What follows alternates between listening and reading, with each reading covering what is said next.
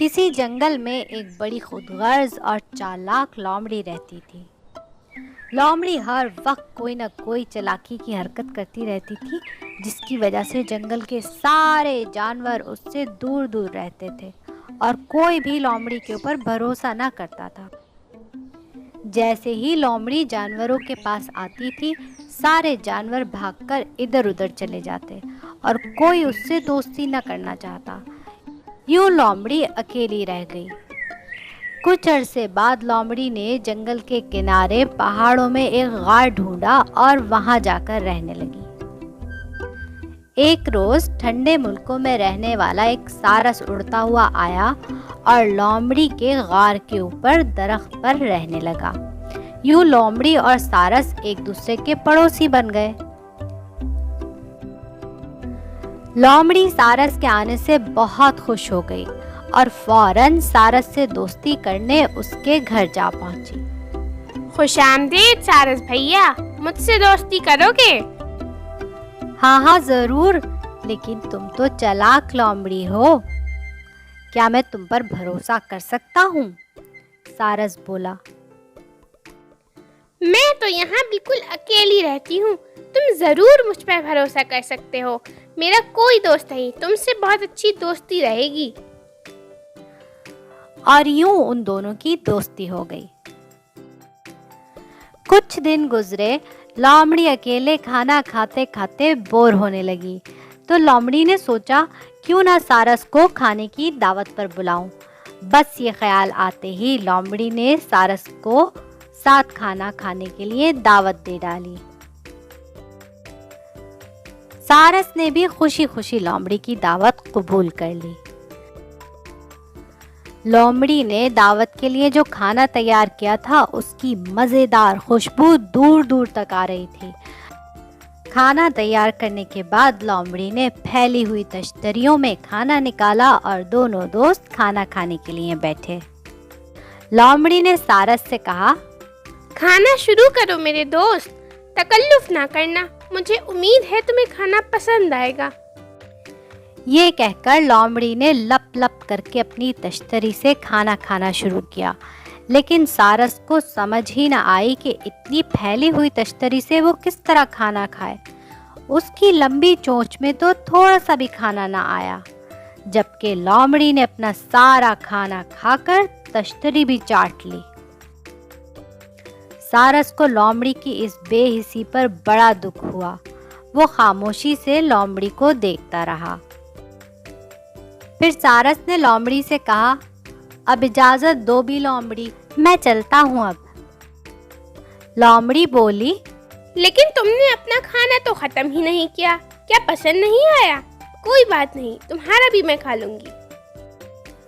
ये कहकर लोमड़ी ने सारस की तश्तरी का खाना भी खा लिया और सारस वहां से उठकर चला गया। सारस बेचारा बड़ा उदास और गमगीन होकर घर पहुंचा। सारस को लोमड़ी की खुदगर्जी पर बड़ा दुख हुआ और उसने रात का खाना भी न खाया था, क्योंकि वो भूखा रह गया था। इसलिए वो पूरी रात जागता रहा। भूख और लोमड़ी के रवैये के दुख की वजह से सारस को पूरी रात नींद ही न आई। फिर सारस ने दिल में सोचा, मैं और लोमड़ी दोनों बहुत अलग तरह के जानवर हैं। हम दोनों को ये बात समझना चाहिए और एक दूसरे का ख्याल रखना चाहिए, लेकिन कैसे? सारस ने कुछ देर सोचा, फिर उसे एक बड़ी अच्छी तरकीब समझ में आई। वो सुबह सुबह लोमड़ी के घर पहुंचा और लोमड़ी को अपने घर दावत पर बुलाया।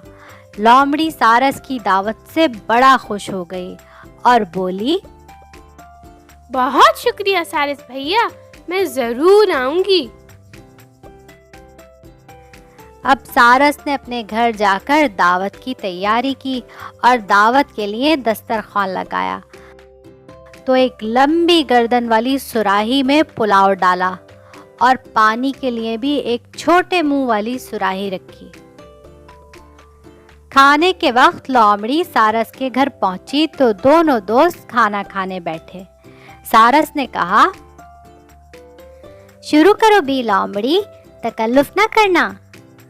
और ये कहकर मज़े से अपनी लंबी चोंच सुराही में डाली और खाना खाना शुरू कर दिया। अब लोमड़ी को समझ ही ना आया कि वो खाना किस तरह से खाए। उसने मेज़ पर रखे कांटे की मदद से पुलाव निकालना चाहा तो कोई फायदा ना हुआ। अब लोमड़ी उदास होकर बैठ गई। सारस ने लोमड़ी से कहा, खाओ ना भी लोमड़ी, क्या खाना पसंद नहीं आया? कैसे खाऊं? खाऊंगी तो पता चलेगा ना कि कैसा बना है। ऐसे बर्तन में मैं तो खाना खा ही नहीं सकती। तुम्हारी लंबी सोच तो इसमें आसानी से चली गई। मैं क्या करूं सारस भैया? मेरा मुंह तो इसमें जा ही नहीं रहा। कैसे खाऊं? और सारस तो इसी जवाब का इंतजार कर रहा था।